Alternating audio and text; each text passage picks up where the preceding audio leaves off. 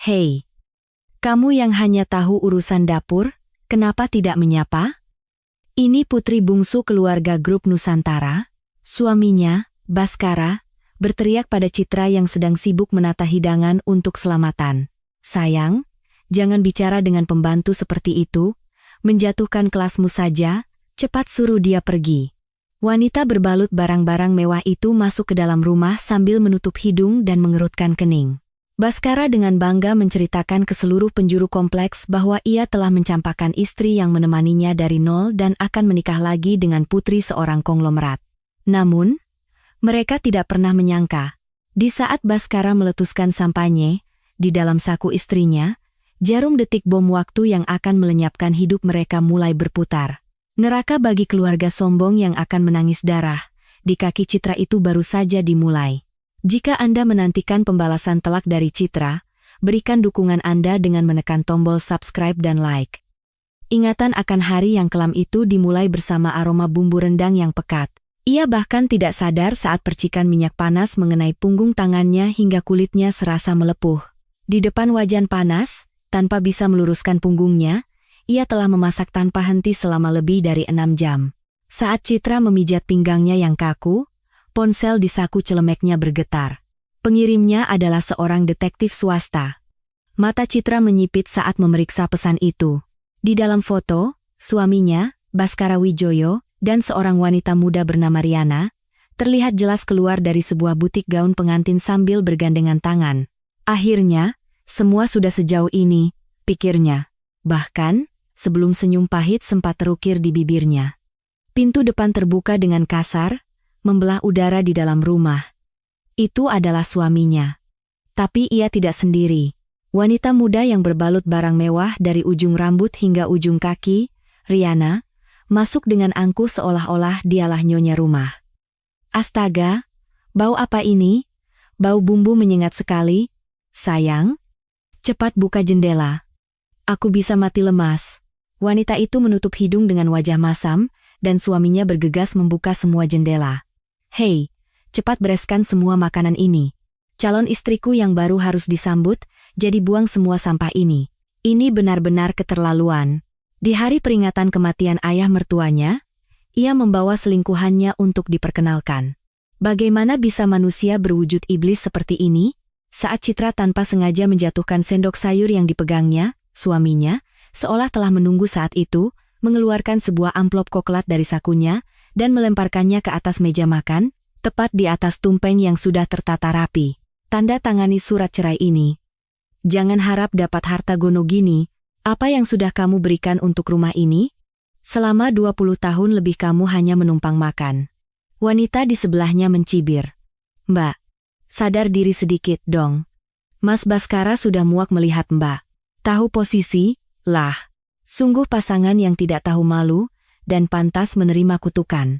Saat itu, pintu kamar terbuka dan ibu mertuanya keluar. Tentu saja, Citra mengira ibunya akan memarahi putranya. Tapi, ibu mertuanya malah menyambar tangan wanita itu. Aduh, siapa ini? Pembawa rezeki kita sudah datang. Ya? Tentu saja, gadis muda dan kencang 100 kali lebih baik daripada perempuan tua yang tidak berguna. Kata-kata yang keluar dari mulut ibu mertuanya lebih tajam dari pisau. Ibu mertuanya mulai menyapu semua rendang, opor, dan kue-kue yang telah dibuat Citra seharian dengan punggung yang nyaris patah ke dalam tempat sampah. Piring-piring berbenturan dengan suara gaduh saat jatuh ke lantai. Apartemen ini memang atas namamu, tapi ini dibeli dengan uang dari almarhum ayahku. Ibu, bagaimana bisa ibu melakukan ini pada menantu sendiri? Citra berteriak dengan suara bergetar. Tetapi suaminya hanya tertawa sinis sambil mengeluarkan selembar kertas dari tasnya. Stempelku ada di sini. Tidak ingat kamu memberikannya saat sedang mabuk? Kenapa sekarang bicara lain? Itu adalah surat kuasa palsu yang telah direkayasa. Saat Citra mencoba merebut kertas itu, suaminya mendorongnya dengan kasar. Kehilangan keseimbangan, Citra menabrak sebuah lemari pajangan. Sebuah jam dinding antik, satu-satunya peninggalan dari almarhum ayahnya, jatuh ke lantai dan hancur berkeping-keping. Pecahan kaca berhamburan kemana-mana, dan jarum jam itu berhenti bergerak. Sialan, bikin apes saja. Suaminya menginjak jam yang telah berhenti itu dengan ujung sepatunya. Itu bukan sekadar jam. Itu adalah waktu milik ayah Citra. Dan juga seluruh hidupnya. Sesuatu di dalam dadanya terasa putus. Cepat usir dia sebelum aku taburi garam. Bawa sial saja. Ibu mertuanya memukul punggung menantunya tanpa ampun dan mendorongnya ke arah pintu depan. Wanita selingkuhan itu mengambil segenggam garam kasar dari dapur dan menaburkannya di atas kepala Citra. Butiran garam putih itu jatuh seperti hujan di atas wajahnya yang basah oleh air mata. Begitulah, Citra diusir ke tengah guyuran hujan deras dengan suhu 15 derajat Celcius, bahkan tanpa sempat mengenakan sandalnya. Pintu besi yang berat tertutup di belakangnya, memisahkannya dari dunia. Saat lampu sensor di koridor padam, kegelapan pekat menyelimutinya. Dinginnya lantai marmer menjalar naik dari telapak kakinya yang telanjang dan menusuk hingga ke tulang. Saat itu, ingatan 20 tahun lalu melintas seperti kilat. Kenangan saat mereka masih hidup berpindah-pindah kontrakan petak, malam ketika Baskara muda berlutut di hadapan Citra, menangis dan memohon. Citra, tolonglah bicara baik-baik pada ayahmu. Kalau beliau mau memodali klinik untukku, aku akan mencintaimu lebih dari nyawaku sendiri. Aku akan setia seumur hidup. Suara yang memelas dan penuh keputusasaan itu tumpang tindih dengan suara arogan yang baru saja meneriakinya, hanya menumpang makan. Ia hanya bisa mengertakkan gigi, merasa betapa bodohnya dirinya telah tertipu selama 20 tahun atas nama cinta. Tetapi dari dalam pintu, suara tawa terdengar. Sayang, apartemen ini sekarang milik kita, kan? Kalau dicek di BPN, namaku yang muncul, kan? Tentu saja. Sekarang tinggal selangkah lagi aku jadi menantu grup Nusantara.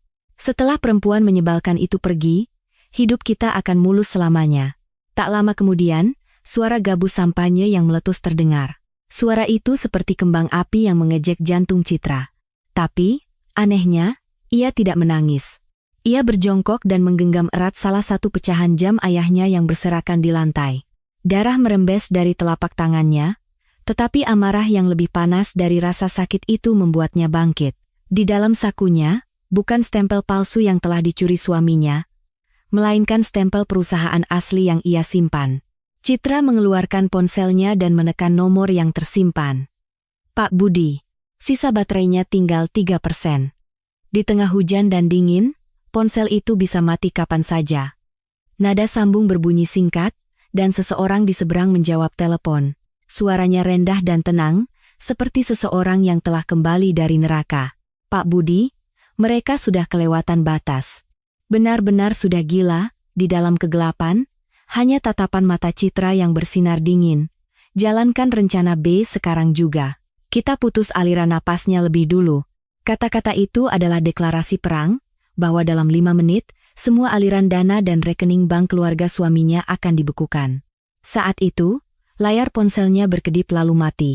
Baterainya habis, tapi, sudut bibir Citra sedikit terangkat. Ia sudah mengatakan semua yang perlu dikatakan. Di ujung koridor yang dingin, ketika pintu yang tertutup rapat itu terbuka kembali, pemandangan di dalamnya akan sangat berbeda. Pembalasannya baru saja dimulai. Begitu pintu depan tempat Citra menghilang tertutup, suasana di dalam rumah langsung berubah. Seolah-olah beban 10 tahun telah terangkat, suara tawa meledak. Sayang, sini. Sudah tidak ada yang perlu dijaga perasaannya lagi, kan? Riana bahkan tidak melepas sepatu hak tingginya yang kotor dan langsung melompat ke atas tempat tidur ukuran king size di kamar utama. Pegas kasur menjerit, tapi ia tidak peduli. Memang beda ya, penthouse. Empuknya luar biasa. Riana melompat-lompat di atas tempat tidur seperti anak kecil.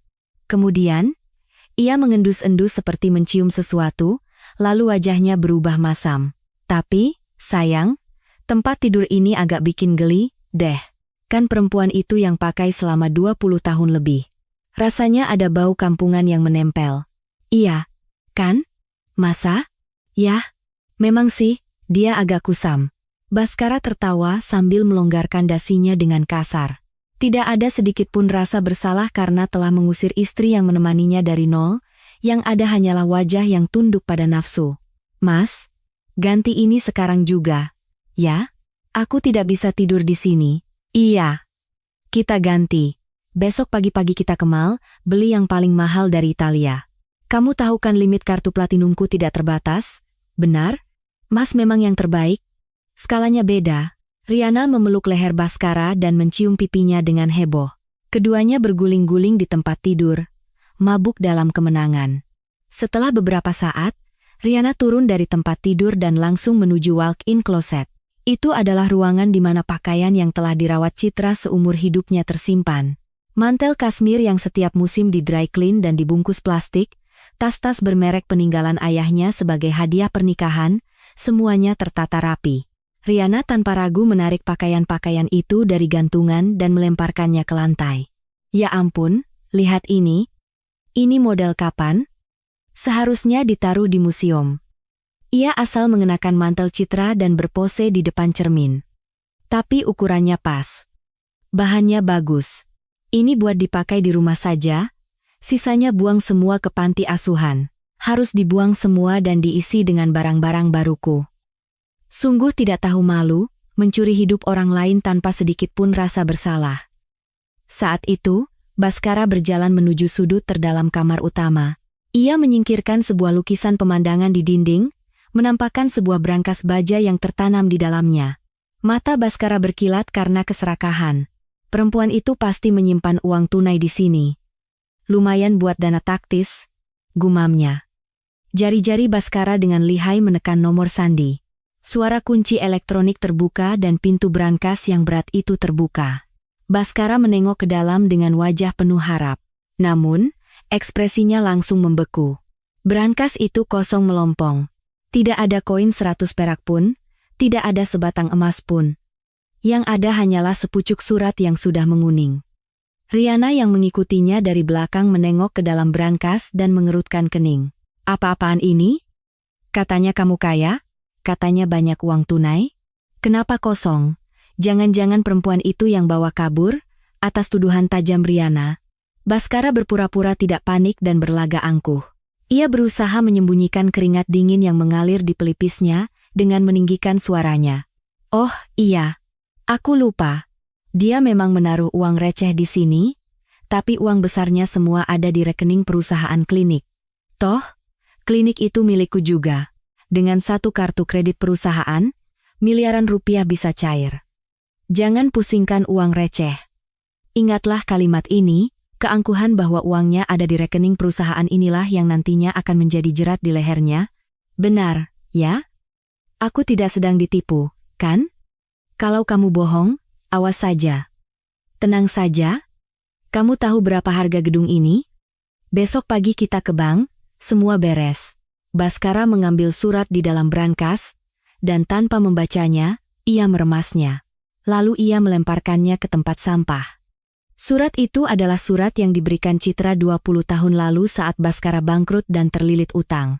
Mas Baskara, aku percaya padamu, karena itu aku serahkan seluruh warisan ayahku.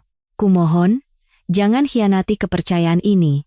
Surat yang berisi ketulusan dan air mata Citra itu kini menjadi bukti pengkhianatan dan teronggok di tempat sampah. Sungguh pemandangan yang kejam dan pahit. Suasana menjadi canggung, Baskara buru-buru mengalihkan pembicaraan dan mengeluarkan ponselnya. Ini kan hari baik. Kita pesta saja. Aku panggil catering hotel bintang 5, menu paling mahal. 1 orang 3 juta, ada lobster, abalon, semuanya. Ia membuka aplikasi pesan antar dan tanpa ragu, menekan tombol bayar. Notifikasi pembayaran berhasil muncul. Kartunya masih berfungsi. Suara notifikasi yang ceria itu akhirnya membuat wajah Riana cerah kembali. Mas, kamu keren. Betul, hari seperti ini harus dirayakan. Tak lama kemudian, meja ruang tamu penuh dengan hidangan mewah.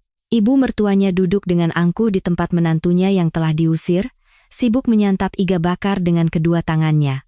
Dengan saus yang berlepotan di sekitar mulutnya, ia menyuapi selingkuhan putranya. Pemandangan itu sungguh menjijikkan. Ayo, menantuku sayang, makan yang banyak. Badanmu kurus begitu? Bagaimana mau punya anak? Ayo, makan yang banyak. Riana, meskipun dalam hati merasa jijik, di luarnya tersenyum manis, semua karena uang. Ibu juga makan, dong. Enak sekali. Memang yang mahal itu beda. ya? Baskara menuang anggur sambil dengan angkuh menelepon kliniknya. Halo, Pak Manajer. Besok pagi kumpulkan semua staf.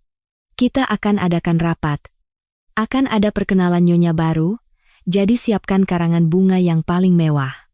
Baik, Pak Direktur. Tapi, kenapa mendadak? Lalu bagaimana dengan Ibu Citra? Pertanyaan kepala perawat membuat wajah Baskara mengeras. Ia sangat tidak suka otoritasnya dipertanyakan. Hei, kamu sekarang mau mengajariku? Sebut nama itu lagi, kamu yang pertama saya pecat. Siapa direktur klinik ini? Saya, Baskara Wijoyo. Baskara menutup telepon dengan kasar dan menenggak anggurnya. Melihat itu, Riana yang sedang mengisi gelas sampahnya menghentikan tangannya. Firasat buruk sepertinya melintas di benaknya. Tapi, Mas, keluarga perempuan itu kan katanya hebat? Benar tidak akan ada masalah? Baskara merangkul bahu Riana dan mendengus. Tenang saja, ayahnya sudah lama meninggal. Keluarganya juga sudah imigrasi semua, tidak ada seorang pun di Indonesia. Perempuan itu sudah terpojok, dia hanya bisa pasrah kalau aku injak. Benar, ya? Aku bisa percaya, kan? Aku ini siapa? Direktur klinik estetika paling top di Jakarta Selatan, Baskara Wijoyo, percaya, dan ikuti saja aku. Saat itulah, lampu gantung kristal mewah yang tergantung di langit-langit ruang tamu mulai berkedip-kedip tidak stabil. Riana berteriak kaget. Lampu itu berkedip seolah ada korsleting, lalu di layar smart home wallpad di dinding muncul tulisan merah. Sistem error. Koneksi jaringan tidak stabil. Hak akses administrator telah diubah. Pesan itu muncul dan menghilang dalam sekejap. Seolah-olah menjadi pertanda akan datangnya badai besar. Namun, ketiga orang yang mabuk kemenangan itu mengabaikan peringatan tersebut. Baskara kembali mengangkat gelas sampahnya tinggi-tinggi. Sudah, jangan dipikirkan, mari kita bersulang. Lupakan masa lalu yang suram, dan demi masa depan kita yang cemerlang. Gelas ketiga orang itu beradu, menghasilkan suara jernih yang menggema di penthouse itu. Mereka tidak pernah menyangka bahwa suara itu adalah lonceng yang akan menghancurkan takdir mereka. Menghindari angin malam yang dingin, Citra masuk ke sebuah hotel bisnis di pusat kota. Dibandingkan dengan penthouse mewah, ini adalah kamar sempit yang sangat sederhana. Namun, bagi Citra, ruang sempit ini terasa seperti benteng yang paling aman. Terdengar ketukan pintu yang telah dijanjikan. Masuk. Pintu terbuka dan seorang pria berpenampilan rapi dengan setelan jas masuk. Dia adalah Pak Budi, kepala tim hukum dari Grup Nusantara. Begitu melihat Citra, ia langsung membungkuk hormat. Ibu Direktur, maaf saya terlambat. Mempersiapkan dokumen yang Ibu perintahkan memakan sedikit waktu. Pak Budi meletakkan tas kerja kulit di atas meja. Kunci tas terbuka dengan suara berat, dan tumpukan dokumen yang keluar dari dalamnya adalah senjata yang akan mengubah kepemilikan yang begitu dipercayai Baskara menjadi kertas tak berharga. Persiapan untuk pengajuan serentak ke OJK, Dirjen Pajak, dan pengadilan sudah selesai. Tinggal menunggu perintah Ibu. Citra mengangguk sambil mengeluarkan sesuatu dari dalam tasnya.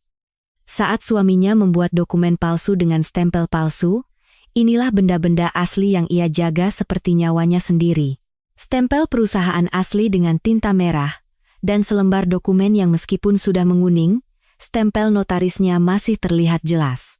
Itulah akta perjanjian penitipan aset atas nama yang dibuat 20 tahun lalu. Pak Budi, tolong periksa klausul khusus pasal 1 di sini. Jari Citra menunjuk bagian bawah dokumen. Pak Budi membetulkan kacamatanya dan membacakan isinya dengan suara keras. Perjanjian penitipan aset ini akan berakhir seketika jika terbukti adanya tindakan perselingkuhan oleh pihak penerima titipan, dan seluruh hak kepemilikan akan dikembalikan ke keadaan semula. Benar. 20 tahun yang lalu, saat memberikan warisan ayahnya kepada Baskara untuk mendirikan klinik, Citra telah memasang pengaman ini untuk berjaga-jaga. Ia memberikan segalanya karena cinta. Tetapi ia bukan orang bodoh yang buta. Pak Budi mengangguk kagum. Sempurna. Dengan ini, kita bahkan tidak perlu melalui proses pengadilan yang panjang. Besok pagi begitu pengadilan buka, kita ajukan permohonan sita jaminan. Dan sekitar jam makan siang, semuanya akan berakhir. Pak Budi menunjukkan layar tabletnya. Layar itu penuh dengan daftar aset atas nama Baskara Wijoyo, gedung klinik, penthouse, 3 mobil mewah, dan rekening-rekening perusahaan klinik. Citra menunjuk satu persatu daftar di layar itu dengan jarinya, seperti seorang hakim yang menjatuhkan hukuman mati. Semuanya, jangan sisakan satu lubang napas pun, blokir semuanya, jangan sampai dia bisa menggunakan serupiah pun. Baik, Bu, dan ini adalah rincian perhitungan yang Ibu minta. Citra mengambil kalkulator dan dengan gerakan yang terampil mulai menekan angka-angka. Suara tombol yang kering memenuhi kamar hotel. Modal awal 5 miliar rupiah, bunga majemuk 15% per tahun, jangka waktu 20 tahun. Itu adalah dana 5 miliar rupiah yang dipinjamkan untuk modal awal klinik 20 tahun lalu. Waktu itu, Baskara berjanji dengan muluk, kalau aku sukses, akan kukembalikan 100 kali lipat beserta bunganya. Sekarang adalah waktunya untuk menepati janji itu. Angka di layar kalkulator muncul. Sekitar 81,8 miliar rupiah. Ditambah dengan dana yang telah digelapkan Baskara dengan dalih biaya hidup dan ganti rugi moral. Totalnya 200 miliar rupiah. Tagihkan. 200 miliar? Apakah Pak Baskara sanggup membayarnya? Dia bisa pingsan. Memang itu tujuannya. Saya bahkan merasa sayang dia masih bisa bernapas. Saat itu, ponsel Citra yang diletakkan di atas meja berdering keras. Di layar, muncul 2 kata, suami. Panggilan tak terjawab sudah 10 kali, mungkin ia menelepon karena merasa ada yang tidak beres setelah kembali ke rumah. Citra tanpa ragu menekan tombol blokir. Tidak ada alasan lagi untuk goyah oleh suara itu. Sejenak, ingatan 20 tahun lalu melintas di benak Citra. Kenangan saat mereka masih tinggal di kontrakan petak, malam ketika Baskara muda berlutut di hadapan Citra, menangis dan memohon. Citra, tolonglah bicara baik-baik pada ayahmu. Kalau beliau mau memodali klinik, semua yang atas namaku akan jadi milikmu juga. Aku akan setia padamu seumur hidup. Suara memelas dan penuh keputusasaan itu tumpang tindih dengan suara arogan di depan hidangan selamatan yang meneriakinya hanya menumpang makan. Ia hanya bisa mengertakkan gigi, merasa betapa bodohnya dirinya telah tertipu selama 20 tahun atas nama cinta. Pak Budi, kalau begitu surat somasinya, apakah kita kirim sekarang? Atas pertanyaan Pak Budi, Citra menggelengkan kepala. Tidak, kalau dikirim sekarang, tidak seru. Citra bangkit dan berjalan ke jendela. Kirim besok, tepat setelah pestanya dimulai. Saat dia merasa paling bahagia dan serasa terbang ke langit, saat itulah kita jatuhkan dia ke dasar. Biar sakitnya terasa sampai ke tulang. Baik, Bu. Saya mengerti. Setelah Pak Budi pergi, Citra duduk di depan meja rias. Wanita di cermin itu berambut acak-acakan, mata bengkak, dan bibir pecah-pecah. Penampilannya sangat menyedihkan. Citra mengambil sisir dan menyisir rambutnya yang kusut. Kemudian ia mengeluarkan lipstik dari tasnya. Warna merah yang lebih pekat dari darah. Saat bibirnya diolesi warna merah, sorot mata wanita di cermin itu berubah. Suara tutup lipstik yang tertutup terdengar kering, seperti sedang mengisi peluru. Sekarang, Citra si pembantu sudah mati. Selamat tinggal, Baskara. Citra mengenakan mantelnya dan meninggalkan hotel. Tempat yang ditujunya adalah sebuah toko reparasi jam tua yang dikelola oleh seorang ahli. Begitu membuka pintu, seorang pengrajin tua berkacamata tebal mengangkat kepalanya. Citra mengeluarkan pecahan jam dinding ayahnya yang hancur dari sakunya. Kaca pecah, pernya keluar. Jam itu benar-benar rusak. Sang pengrajin mendecakkan lidah dan menggelengkan kepala. Rusaknya parah sekali. Apa ini bisa diperbaiki?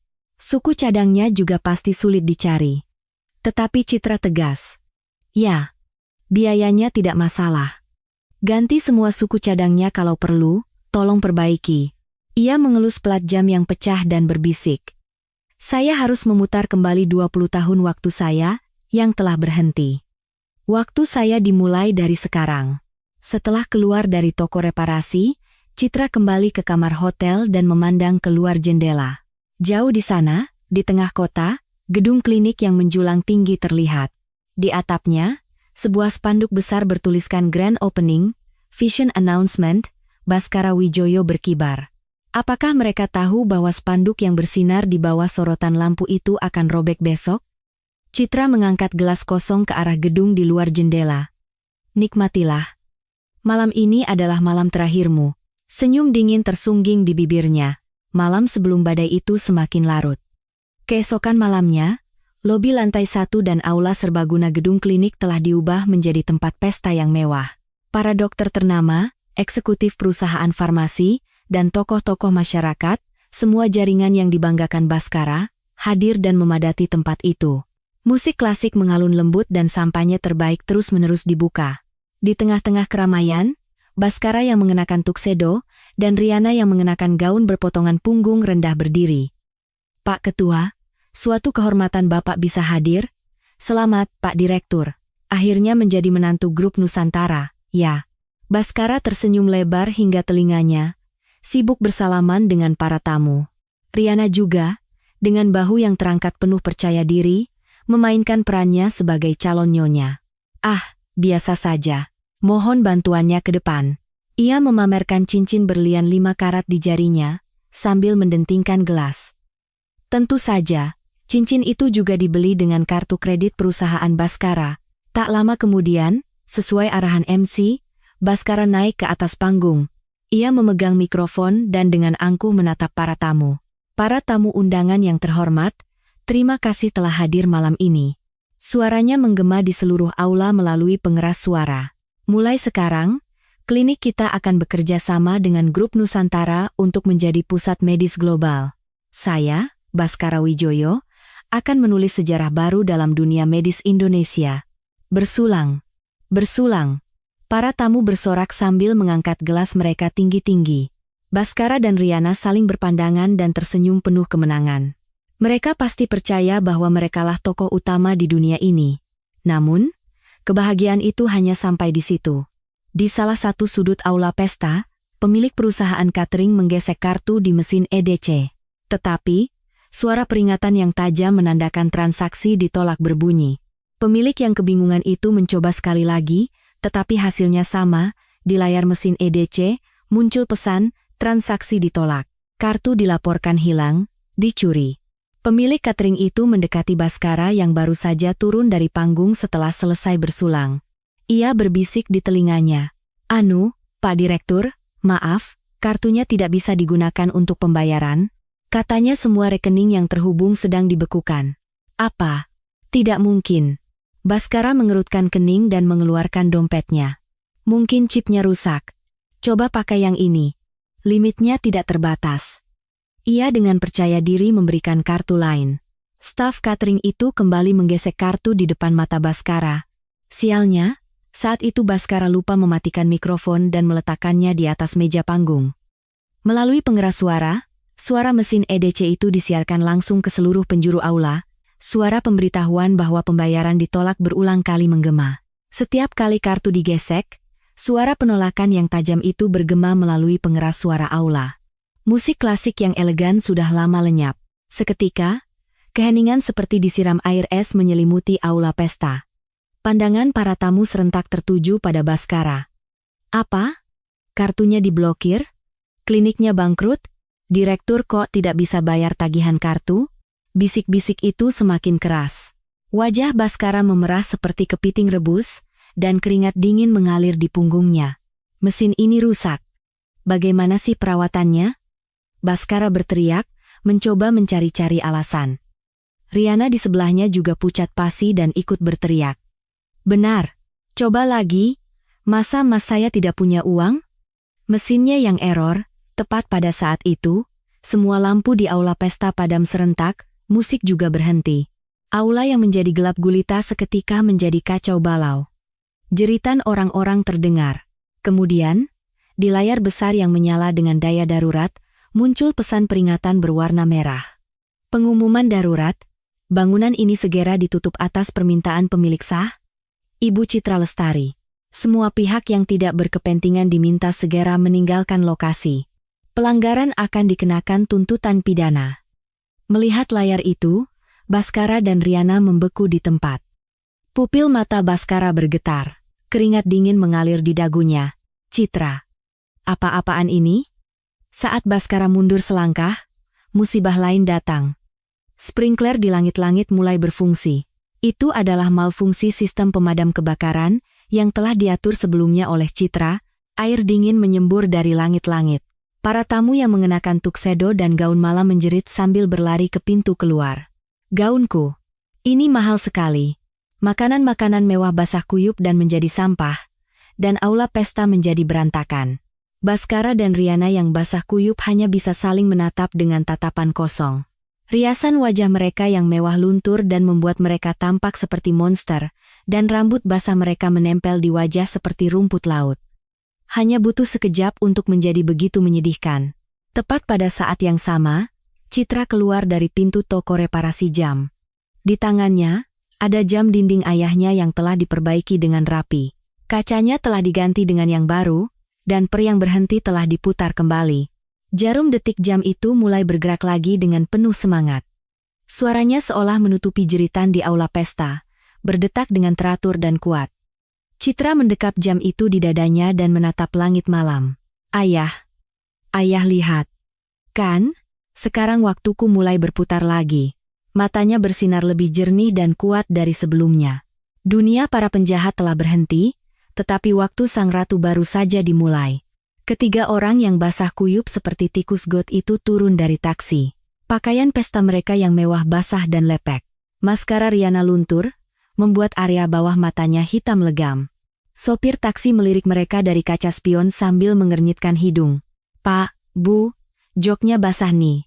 Minta ongkos cuci, ya. Baskara, seolah tak punya tenaga untuk berdebat, mengeluarkan beberapa lembar uang 10 ribuan yang basah dari dompetnya dan melemparkannya. Setelah taksi pergi, mereka berjalan terhuyung-huyung menuju pintu masuk utama penthouse. Tempat yang kini telah menjadi milik orang lain. Dingin. Cepat masuk, kita mandi. Mas, tekan sandinya. Riana mendesak sambil menggigil. Baskara menekan kepat kunci pintu dengan tangan gemetar. Nomor yang sama seperti biasanya. Namun, yang terdengar bukanlah bunyi bip tanda pintu terbuka. Suara peringatan tajam yang menyatakan sandi salah menusuk telinga mereka bertiga. Tanganku beku, ya? Baskara mencoba lagi, kali ini menekan angka-angka itu lebih kuat. Tapi hasilnya sama. Hanya suara peringatan, sandi tidak cocok yang terus berulang. Kenapa tidak bisa dibuka? Mesinnya rusak? Saat Baskara menggedor-gedor pintu, seorang satpam berlari keluar dari dalam lobi. Orang yang biasanya akan membungkuk 90 derajat sambil berkata, "Selamat datang, Pak Direktur." Namun, hari ini ekspresinya sangat berbeda. Tatapannya dingin, seolah melihat pengganggu. "Kalian sedang apa? Jangan membuat keributan di gedung orang lain, cepat pergi." "Kalian? Hei, ini saya, Direktur Baskara." Baskara berteriak seolah tak terima, tetapi satpam itu hanya mencibir. "Oh, mantan penghuni, Pak Baskara, Anda sudah dinyatakan pindah. Orang luar dilarang masuk. Pindah? Saya pemilik gedung ini. Atas nama saya." Baskara yang emosi mengulurkan tangan hendak mencengkeram kerah baju satpam itu. Tetapi tangan satpam itu lebih cepat. Ia menepis tangan Baskara dengan kasar, menimbulkan suara pukulan tumpul, dan Baskara terhuyung ke belakang. Sekali membuat onar. "Ini perintah dari Ibu Direktur Citra. Beliau bilang jangan biarkan kalian mendekat. Pergi sebelum saya panggil polisi." "Direktur?" Mulut Baskara ternganga. Citra, yang kemarin masih ia sebut pembantu, dalam semalam telah menjadi direktur dan kini menghalangi jalannya. Sungguh tidak masuk akal. Saat itu, pintu lift di dalam lobi terbuka dan terdengar suara riuh. Beberapa petugas angkut berbadan tegap mendorong 3 atau 4 troli keluar. Di dalam troli, sesuatu menumpuk seperti gunung. "Itu kan bajuku." Riana menjerit. Benar. Yang ada di dalam troli adalah pakaian-pakaian mewah, stik golf, tas, dan puluhan pasang sepatu kesayangan Riana yang mereka tinggalkan di penthouse.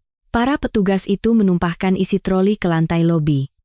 Barang-barang itu tumpah seperti sampah di lantai. Tas mewah kesayangan Riana menggelinding di lantai marmer. Dan stik golf termahal milik Baskara saling berbenturan menimbulkan suara gaduh. "Apa-apaan ini?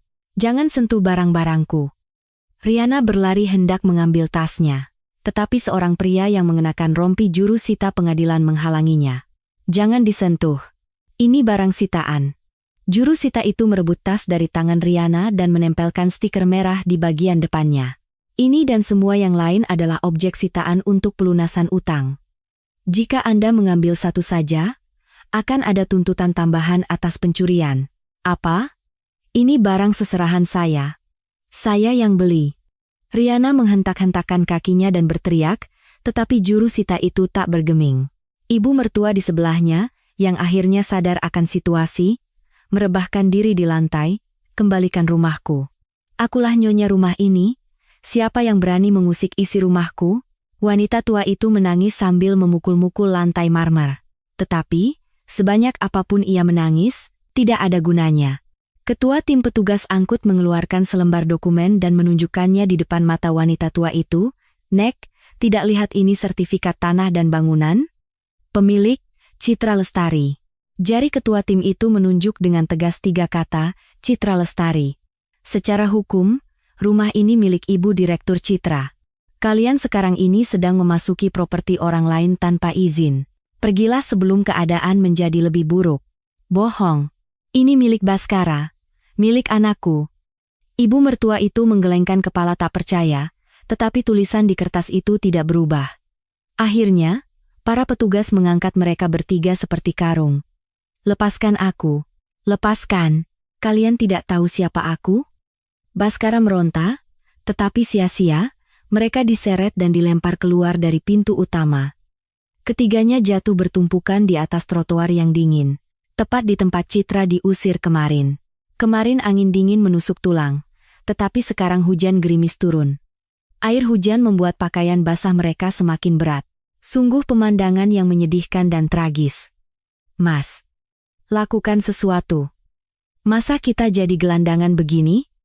Riana mengguncang lengan Baskara sambil menggigil, tetapi Baskara hanya menatap kosong ke seberang pintu kaca yang tertutup. Di dalam lobi, di bawah cahaya lampu yang hangat, seorang satpam berdiri. Tempat di mana kemarin ia berdiri, kehangatan yang kemarin ia nikmati. Pantulan dirinya di pintu kaca tak ubahnya seperti seorang tunawisma. Rambut acak-acakan, riasan luntur, tuxedo yang berlumuran lumpur. Baru saat itulah Baskara sadar.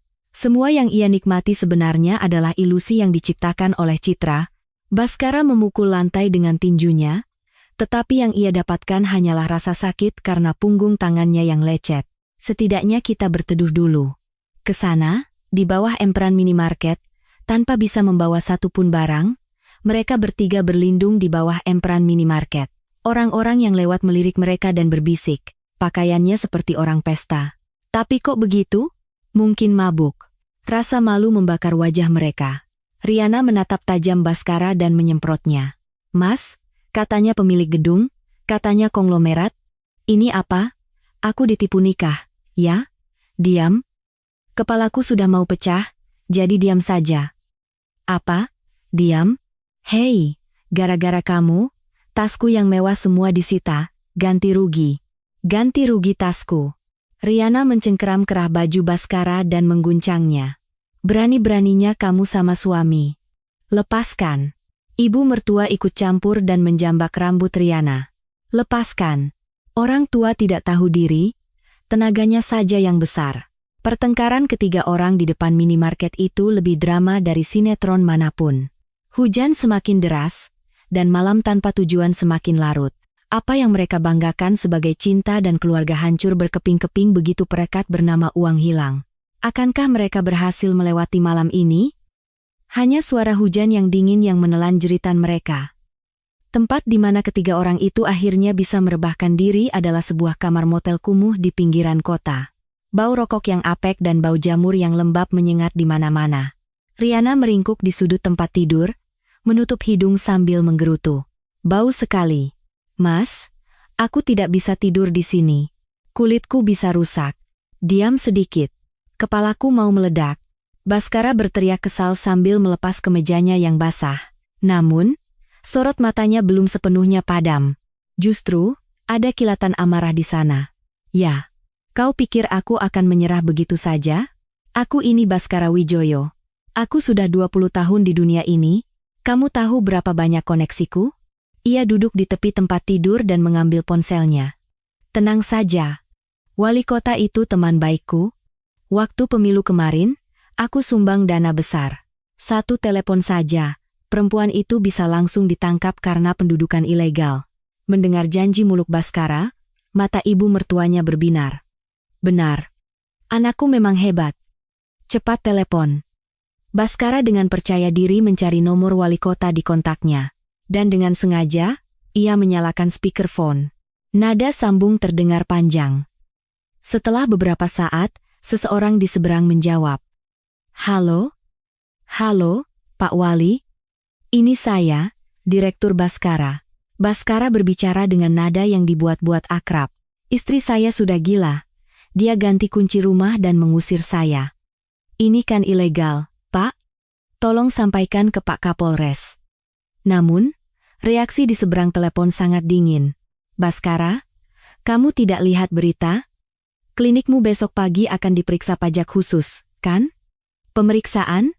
Maksud Bapak? Katanya skala penggelapannya miliaran. Bukan. Itu salah paham. Itu fitnah. Salah paham atau tidak, jangan telepon saya lagi. Saya tidak mau ikut terseret, dan dana kampanye yang kamu kirim, itu semua sudah dikembalikan. Anggap saja kita tidak saling kenal. Telepon ditutup dengan kasar. Baskara menatap ponselnya dengan hampa. Dulu saat butuh, dipanggil abang adik, sekarang ditinggalkan. Mas, wali kota juga tidak bisa? Lalu bagaimana? Riana bertanya cemas. Tunggu. Masih ada satu harapan lagi. Pengacara kita pasti beda. Dia kan mantan jaksa agung. Kita bisa membalikannya lewat hukum. Baskara menelepon pengacaranya dengan tangan gemetar. Kali ini, telepon diangkat bahkan sebelum nada dering kedua berbunyi. Halo. Baskara. Ada apa? Pak pengacara. Tolong saya. Istri saya bertekad membuat saya bangkrut. Tolong ajukan gugatan untuk mencegah pembagian harta. Biaya pengacara akan saya bayar 2 kali, tidak, 3 kali lipat. Namun, yang terdengar hanyalah desahan panjang. Baskara? Kamu benar-benar tidak paham situasi, ya? Kamu tahu firma hukum mana yang dipakai istrimu? Firma hukum? Firma hukum Tirtayasa. Nomor 1 di Indonesia. Pimpinannya sendiri yang menangani kasus ini. Tidak ada peluang menang. Tidak mungkin. Kenapa Tirtayasa mau menangani kasus perempuan itu? Dia kan tidak punya uang. Siapa bilang tidak punya uang? Gedung klinikmu itu? Awalnya kan atas nama mertuamu. Mereka punya semua bukti bahwa itu hanya penitipan aset atas nama. Lagi pula, bukti penggelapanmu terlalu jelas. Dari buku catatan suap sampai rekening atas nama orang lain, mereka kumpulkan dengan sangat rapi. Bagaimana Bapak bisa tahu? Aku juga sudah dihubungi. Ada surat peringatan yang isinya. Jika Anda membela Baskara Wijoyo, skandal masa lalu Anda juga akan kami bongkar. Maaf, tapi aku mundur. Sekali lagi, telepon ditutup tanpa ampun. Tangan Baskara yang memegang ponsel gemetar hebat. Tali yang ia percayai ternyata semuanya sudah lapuk. Sebenarnya, Citra sudah bergerak lebih dulu. Sebelum pesta dimulai, ia telah mengirimkan sebuah amplop ke setiap koneksi penting Baskara melalui kurir. Di dalamnya, ada rincian suap yang diberikan Baskara kepada mereka dan data tentang kelemahan mereka. Dan sebuah catatan bertuliskan tinta merah. Jika terlibat dengan Baskara Wijoyo, Anda juga akan tamat. Satu kalimat itu telah menghancurkan semua solidaritas di kalangan mereka. Riana, yang dari tadi mendengar semua percakapan itu, tatapan matanya berubah. Ia menatap Baskara dari atas ke bawah dengan dingin. Orang ini benar-benar tamat, sudah tidak punya pegangan. Riana diam-diam masuk ke kamar mandi. Ia mengunci pintu dan buru-buru mengirim pesan ke seseorang. Bu, sepertinya aku kena tipu. Orang ini bangkrut, utangnya menumpuk dan sepertinya akan masuk penjara. Aku harus bagaimana? Di luar kamar mandi, ibu mertuanya menghela napas panjang seolah bumi akan runtuh. Nasibku, sudah tua begini kenapa jadi begini? Dengan harapan terakhir, wanita tua itu menelepon Citra. Citra, ini ibu. Ibu salah. Ibu tahu kamu marah, tapi ini keterlaluan. Mengusir ibu mertua ke jalanan itu keterlaluan. Izinkan kami masuk lagi. Tetapi, dari seberang telepon tidak terdengar jawaban apapun. Hanya suara mesin yang berulang kali mengatakan, "Nomor yang Anda tuju sedang tidak dapat menerima panggilan." Citra sudah memblokir semua nomor dari keluarga suaminya. Dasar perempuan kejam. Nomor ibu mertua diblokir. Tidak punya hati. Ibu mertuanya melemparkan ponsel ke lantai dan berteriak, tetapi itu hanya gema kosong. Baskara, dengan perasaan seperti meraih sedotan terakhir, menelepon seorang temannya. "Halo? Woi, Budi, ini aku. Baskara, bisa pinjam uang? Aku lagi butuh banget." Tetapi reaksi temannya hanyalah cemoohan. "Hei, Baskara, beritamu sudah menyebar? Katanya mau nikah lagi sama penipu? Terus bangkrut total? Kamu sekarang diambang status kredit macet? Siapa yang mau pinjamkan uang? Kamu juga begini? Kita kan teman. Teman itu kalau kamu lagi banyak uang. Tutup teleponnya, aku sibuk." Ini adalah penolakan ketiga. Itu sama saja dengan vonis kematian sosial. Baskara menjatuhkan ponselnya ke tempat tidur dengan lemas. Seperti ponsel yang jatuh tak berdaya, harga dirinya yang tersisa juga hancur lebur. Uang, rumah, kehormatan, dan bahkan koneksi, semuanya diblokir dengan sempurna. Baskara memegangi kepalanya dan meratap.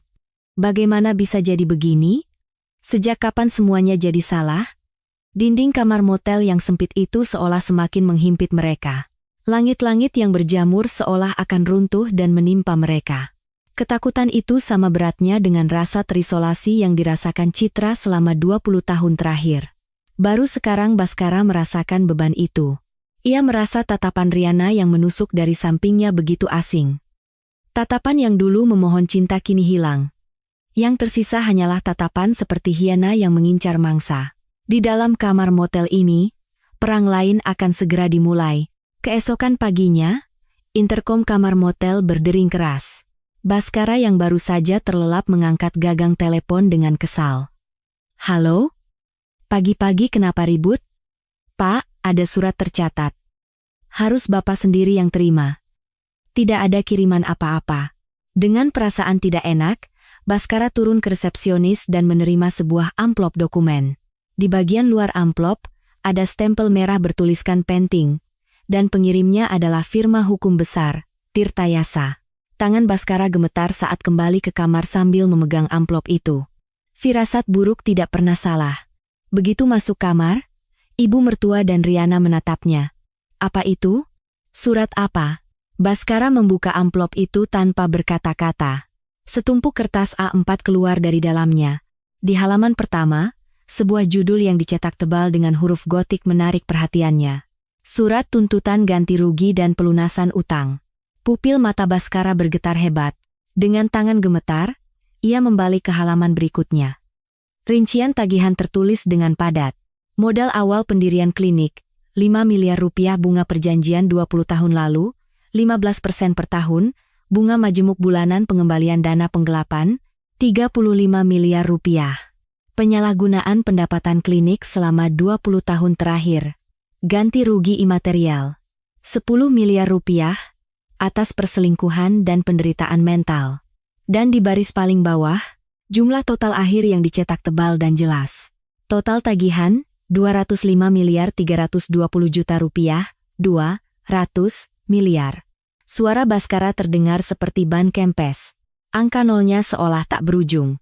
Beban waktu 20 tahun, dengan keajaiban bunga majemuk, telah membengkak menjadi tumpukan utang yang kembali menghantuinya.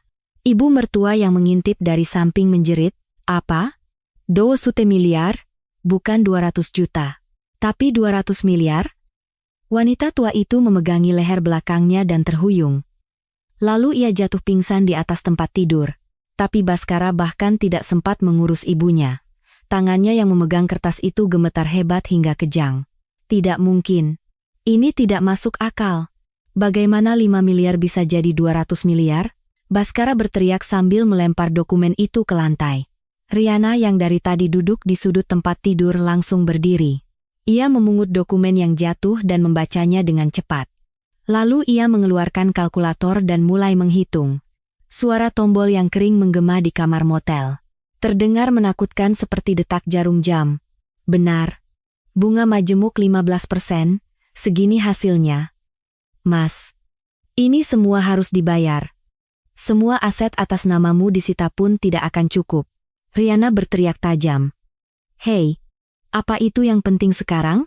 Orang mau mati. Ya pentinglah. Kalau utangmu 200 miliar, tas dan mobil yang kamu belikan untukku juga harus dikembalikan kan? Kalau ada gugatan pembatalan hibah, aku bisa ikut jadi miskin. Riana tidak peduli ibu mertuanya pingsan atau tidak, ia sibuk memikirkan nasibnya sendiri. Baginya, Baskara bukan lagi sayangnya yang tercinta, melainkan tumpukan utang 200 miliar. Baskara memegangi kepalanya dan terduduk. Citra, perempuan kejam itu, dia mau membunuhku. Malam itu, pukul 12, saat semua sudah lelah dan tertidur, ibu mertua diam-diam membuka matanya. Wanita tua itu melirik anaknya yang mendengkur dan Riana yang tidur memunggunginya. Lalu, ia mengenakan pakaian luarnya dan mengendap-endap keluar dari kamar motel. Aku harus selamat. Kalau begini terus, aku bisa mati kedinginan di jalanan. Karena tidak punya uang untuk naik taksi, wanita tua itu mulai berjalan kaki tanpa tujuan menuju hotel tempat Citra menginap. Angin dingin menusuk hingga ke tulang. Tetapi tidak sedingin rasa takut akan angka 200 miliar. Setelah berjalan kaki selama 1 jam penuh, kakinya bengkak saat tiba di lobi hotel. Ia duduk di sofa lobi, menunggu menantunya tanpa henti. Baru lewat pukul 2 dini hari, sosok Citra yang kembali dari luar terlihat. Dengan setelan jas yang rapi dan langkah yang percaya diri. Menantu yang kemarin masih ia perlakukan seperti pembantu, kini tampak seperti orang yang tak terjangkau. Ibu mertua itu membuang semua harga dirinya, berlari dan bersujud di lantai. Suara tumpul lututnya yang membentur lantai marmer menggema di lobi. Citra, ibu berdosa besar. Tolong maafkan ibu. Karyawan hotel dan orang-orang yang lalu lalang menatap kaget. Tetapi wanita tua itu tidak peduli dan terus memegangi ujung celana Citra. Ibu sudah tua dan pikun. Tolong selamatkan Baskara sekali ini saja, 200 miliar, bagaimana caranya kami bayar? Dia tidak boleh masuk penjara. Dia kan suamimu. Ibu mertua itu memohon sambil menangis terseduh-seduh. Tetapi ekspresi Citra dingin, bahkan membekukan. Ia tidak membantu ibu mertuanya berdiri, malah menatapnya dengan dingin dan membuka mulut. Ibu menaburkan garam di kepalaku, kan? Ingat? Tangisan ibu mertua itu berhenti seketika. Ibu bilang saya membawa sial, mengusir saya dengan menaburkan garam, dan sekarang bicara tentang suami? Suara Citra tidak bergetar sedikit pun. Itu, ibu sedang kalap. Ibu juga harus merasakannya. Betapa dinginnya jalanan, betapa menyedihkannya kelaparan. Citra mengeluarkan selembar dokumen dari tasnya dan menyodorkannya. Itu adalah formulir perceraian. Saya beri kesempatan terakhir. Minta tanda tangan Baskara di sini? Cerai? Ya. Kalau ibu bisa mendapatkan tanda tangannya, saya akan siapkan tempat tinggal untuk ibu. Tempat di mana ibu bisa makan dengan hangat dan tidur dengan nyenyak. Tapi ada syaratnya. Citra membungkuk dan menatap mata ibu mertuanya lekat-lekat. Ibu harus putus hubungan dengan Baskara. Entah dia masuk penjara atau jadi gelandangan, ibu harus pura-pura tidak tahu. Kalau ibu mau menyelamatkan diri sendiri dengan meninggalkan anak ibu, saya akan bantu. Pupil mata ibu mertua itu bergetar. Meninggalkan putranya dan menyelamatkan diri sendiri, atau jatuh ke jurang bersama putranya.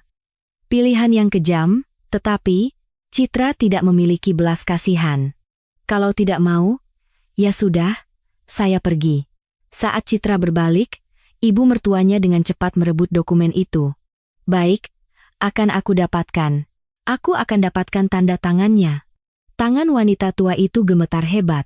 Bahkan cinta seorang ibu pun tak berdaya di hadapan uang dan kelangsungan hidup. Citra tersenyum pahit melihat pemandangan itu. Ternyata, darah memang lebih kental dari air, tapi lebih encer dari uang. Ia berjalan menuju lift tanpa menoleh ke belakang. Ibu mertua yang ditinggalkan memeluk formulir perceraian itu di dadanya, terduduk dan menangis tanpa suara. Akankah ia berhasil mendapatkan tanda tangan putranya? Malam semakin larut, dan kehancuran menuju puncaknya. Keesokan paginya, Saat Baskara membuka mata, sisi tempat tidur di sebelahnya kosong, hanya selimut kumuh motel yang lembab yang tersisa. "Riana, kamu di mana?" Baskara yang masih setengah sadar melihat ke arah kamar mandi, tetapi tidak ada tanda-tanda kehidupan. Dengan firasat buruk, ia membuka tas yang diletakkan di samping tempat tidur. Seketika, mata Baskara membelalak. Jam tanganku, dompetku, uang darurat terakhir sebesar 50 juta rupiah yang ia sembunyikan di saku dalam tas dan jam tangan mewah yang jika dijual bisa laku ratusan juta rupiah, lenyap tanpa jejak.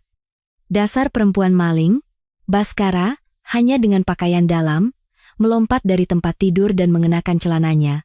Bahkan tanpa sempat memakai sepatu dengan benar, ia mendobrak pintu kamar motel. Di ujung koridor, pintu lift baru saja akan tertutup. "Hei, Riana, jangan lari." Baskara berlari menuruni tangga seperti orang gila. Begitu keluar dari pintu utama motel, ia melihat punggung Riana yang sedang mencoba menghentikan taksi di kejauhan. Di satu tangannya, ia memegang erat tas berisi jam tangan dan dompet yang dicurinya. "Taksi, taksi." Riana melambaikan tangannya dengan panik. Tetapi taksi kosong tak kunjung datang. Dalam waktu singkat, Baskara berhasil mengejarnya dari belakang. "Kena kau." Baskara menjambak rambut panjang Riana. "Lepaskan. Gila kamu." Riana menjerit dan jatuh terjengkang.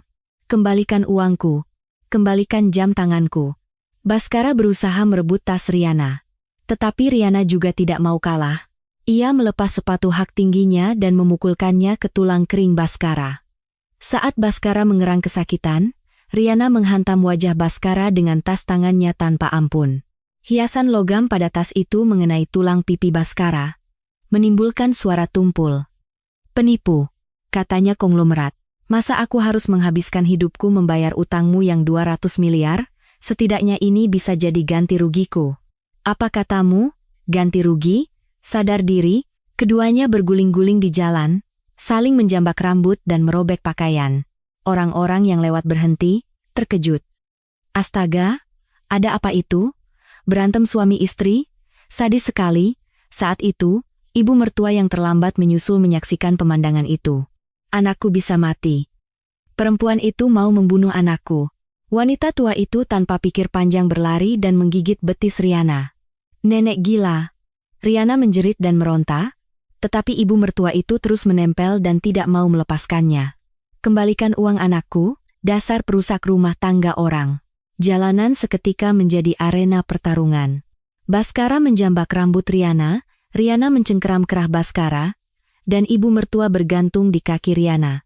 Sebuah hubungan segitiga yang aneh, para penonton mengeluarkan ponsel mereka dan mulai merekam pemandangan langka ini.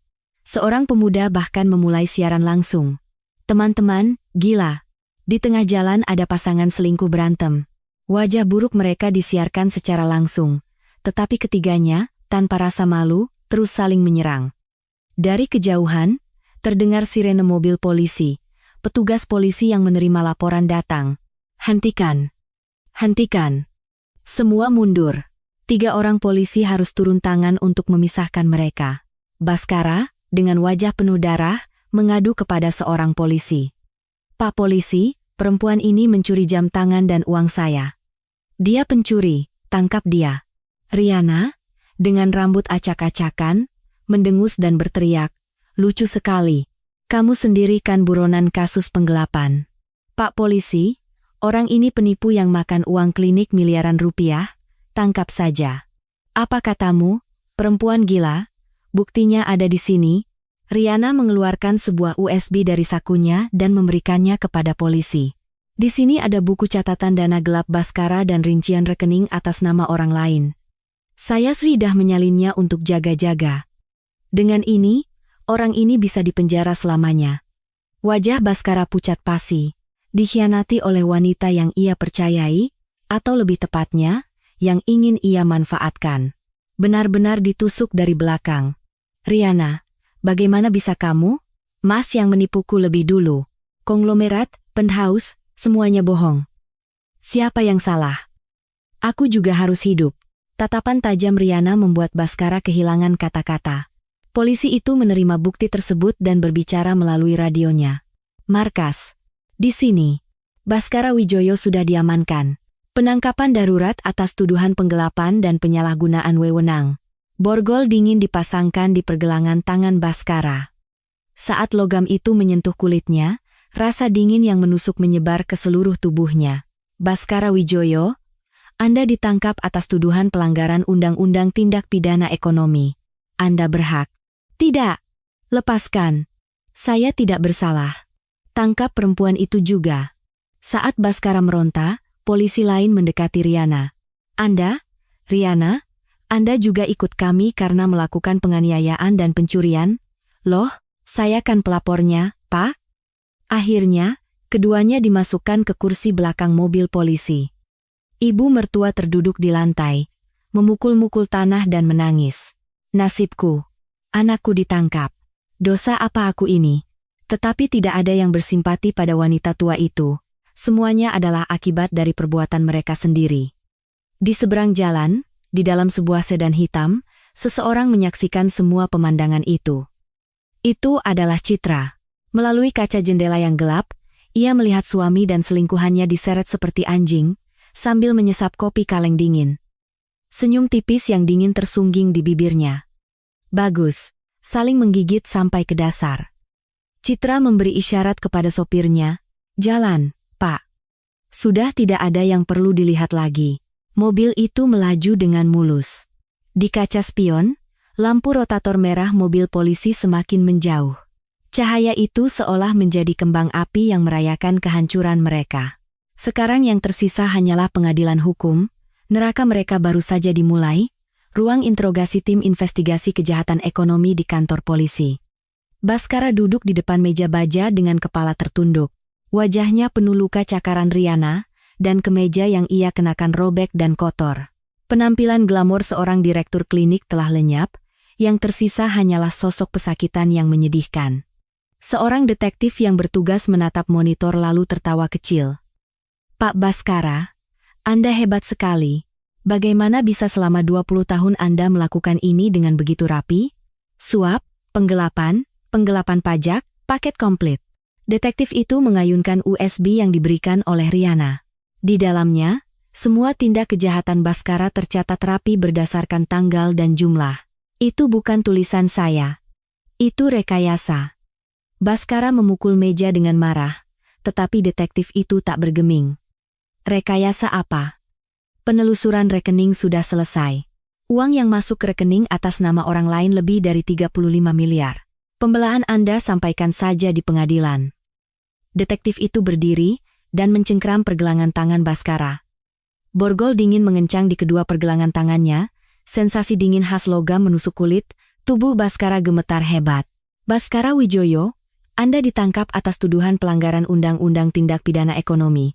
Anda berhak didampingi pengacara dan berhak untuk tidak menjawab." "Tidak, saya ini dokter. Saya tidak bisa masuk penjara." "Lepaskan." Baskara meronta, tetapi para detektif menyeretnya dengan kasar. Saat diseret keluar ke koridor, Baskara berpapasan dengan Riana yang diperiksa di ruang sebelah. Riana juga diborgol. "Hei, Riana. Kenapa kamu diborgol? Bukannya kamu pelapor?" Baskara bertanya kaget. Detektif yang membawa Riana menjawab, "Oh, perempuan ini, setelah diselidiki, ternyata dia residivis. Pemalsuan identitas, penipuan berkedok pernikahan, korbannya lebih dari 5 orang. Putri Grup Nusantara, dia itu penipu dengan 3 catatan kriminal." Mata Baskara seolah mau keluar. Ia meninggalkan istri yang menemaninya dari nol demi seorang putri konglomerat, yang ternyata adalah seorang penipu residivis. Menyadari bahwa ia telah memotong tali emas demi meraih tali yang lapuk, Baskara nyaris pingsan di tempat. "Penipu, kembalikan hidupku." "Berisik. Gara-gara kamu, aku juga tertangkap." Keduanya saling melontarkan makian sepanjang jalan menuju sel tahanan. Kisah cinta fenomenal mereka berakhir di depan jeruji besi sel. Keesokan paginya, berita utama. Direktur klinik estetika terkenal ditahan atas dugaan penggelapan dan penipuan miliaran rupiah. Adegan Baskara yang menutupi wajahnya dengan masker dan topi saat memasuki mobil tahanan disiarkan langsung ke seluruh negeri. Blitz kamera wartawan menyambar seperti senapan mesin. "Pak Direktur, Apakah Anda mengakui tuduhan? Benarkah Anda mengusir istri sah Anda untuk menikah lagi? Dihujani pertanyaan, Baskara tidak bisa mengangkat kepalanya. Ironisnya, setelan jas yang ia kenakan adalah setelan tua berusia 20 tahun yang dibelikan oleh Citra. Di saat yang paling menyedihkan, yang melindunginya hanyalah jejak dari istri yang telah ia buang. Beberapa hari kemudian, di ruang kunjungan tahanan, di seberang dinding akrilik transparan, Citra muncul. Ia tampak rapi dan anggun, sangat kontras dengan Baskara yang mengenakan baju tahanan. Begitu melihat Citra, Baskara langsung mengangkat gagang telepon dan menangis terseduh-seduh. "Sayang. Citra. Aku salah. Aku seperti kesurupan. Tolong, cabut laporannya. Tuliskan surat permohonan keringanan hukuman." Ia membenturkan dahinya ke dinding akrilik, memohon. "Kalau aku keluar dari sini, aku akan menebus dosaku seumur hidup. Aku tidak akan macam-macam lagi. Kita dulu bahagia, kan?" Tetapi ekspresi Citra tidak berubah sedikit pun. Ia perlahan mendekatkan gagang telepon ke telinganya. "Baskara, ingat tidak?" "Iya, ingat. Semua kenangan kita, aku ingat." "Bukan itu. Kamu pernah bilang padaku, namaku sudah tidak penting lagi.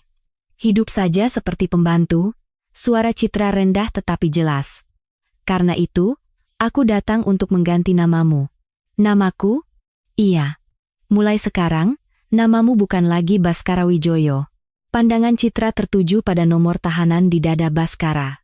"Nomor tahanan 3840, itu nama barumu. Membusuklah di sana selamanya." Citra meletakkan gagang telepon tanpa ragu. "Citra. Jangan pergi. Sayang."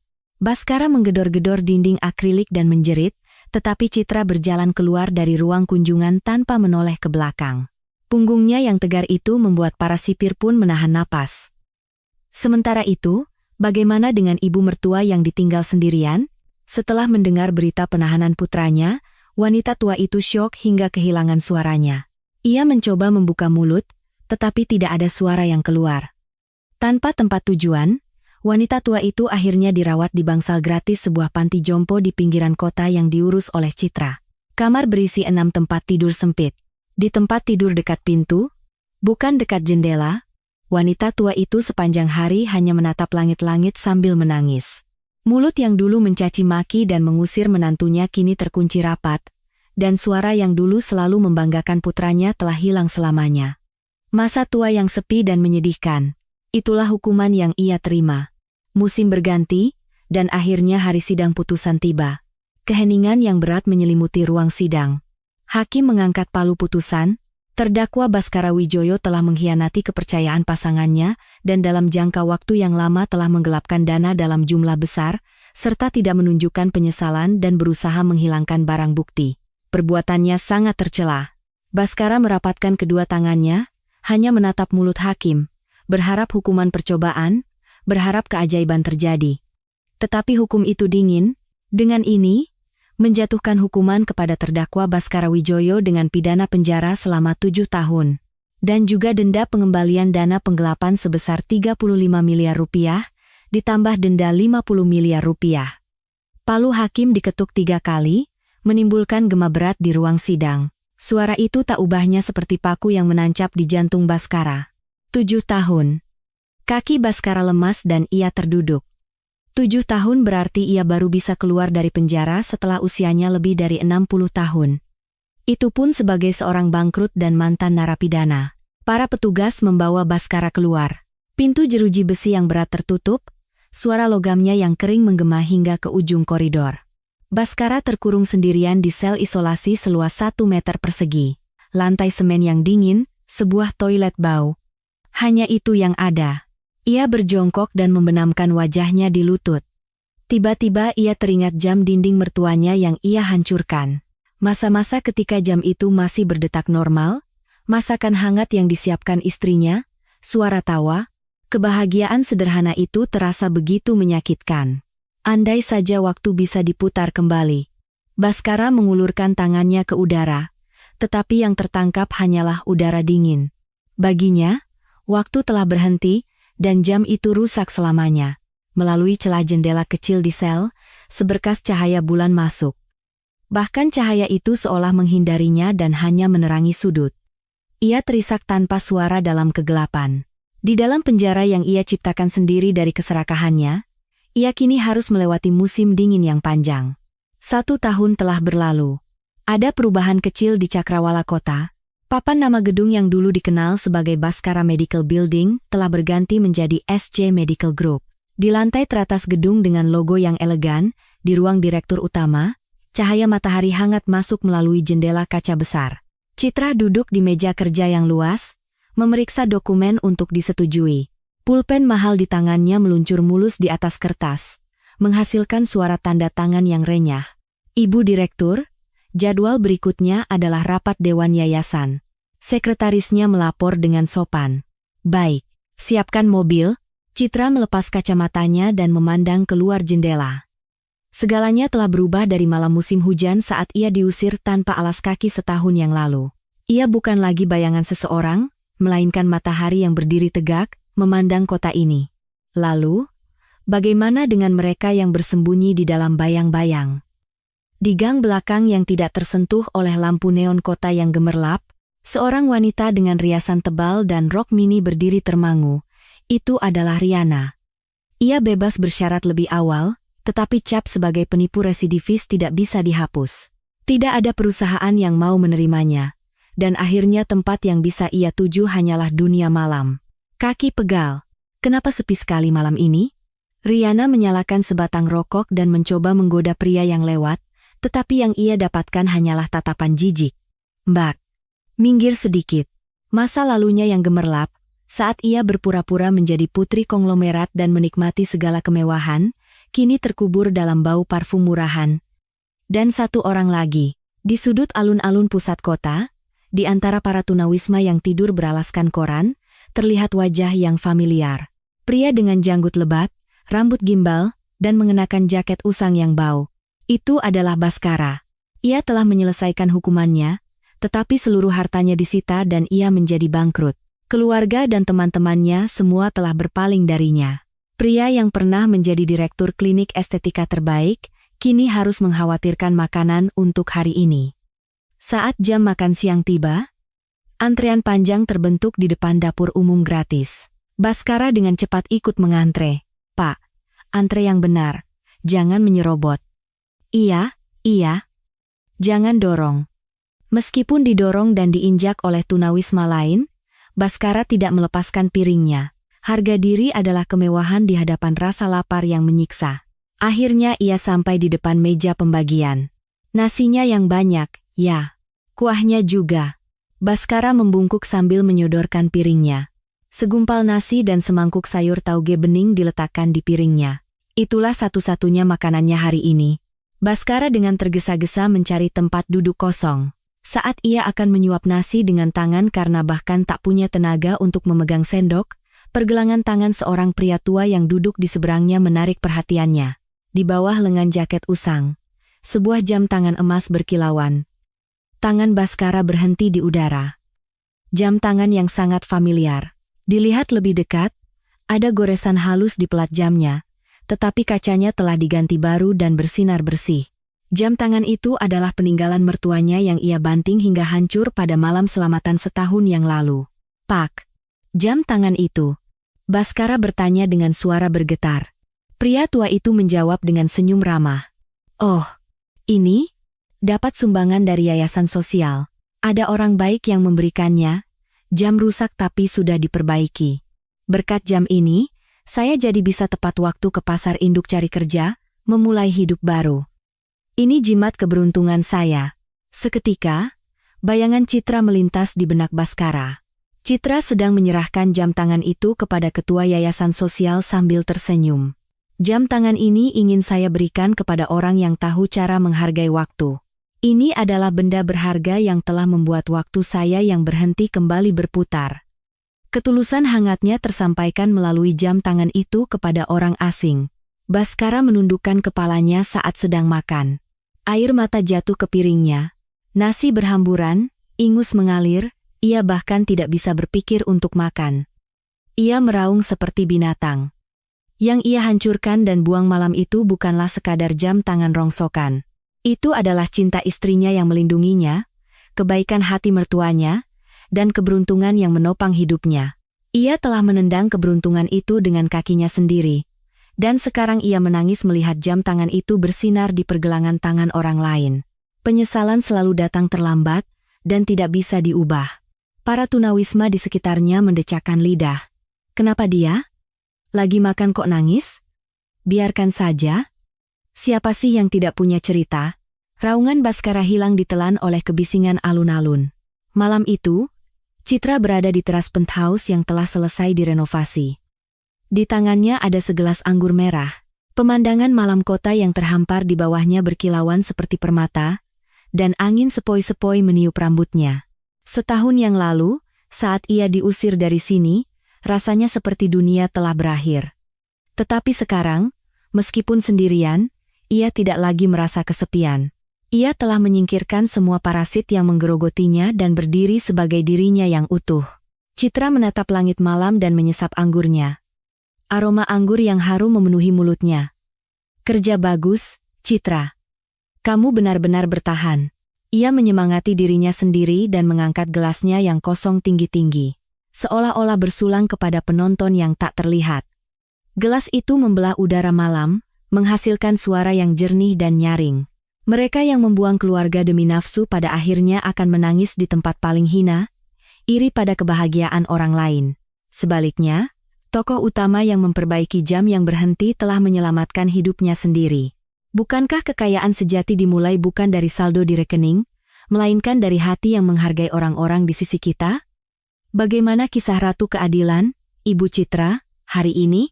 Jika hati Anda yang sesak terasa lega, dan jika Anda ingin mendukung babak kedua kehidupan Ibu Citra yang cemerlang, silakan tekan tombol subscribe dan like.